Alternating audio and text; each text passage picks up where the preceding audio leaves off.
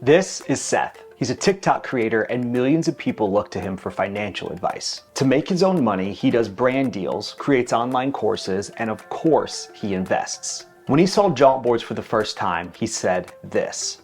Jaunt, I think, will help creators scale to levels that I don't think they've even begun thinking about.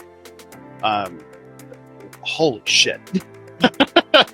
A Jauntboard is a living, breathing content format that helps others accomplish a goal. With 70% of the population wanting to start their own business, Seth is building this Jauntboard to help people do the thing he knows, like how to monetize. He can give this Jauntboard away for free to collect emails, or he can charge a fee. He can update it any time so it stays relevant, and he can use it to inform his own content strategy. But Seth doesn't see this Jauntboard as just another revenue stream.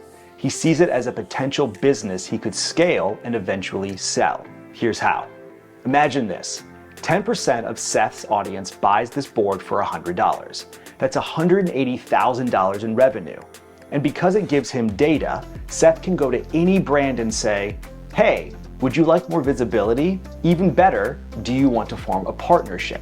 When a brand says, interesting, what would that look like?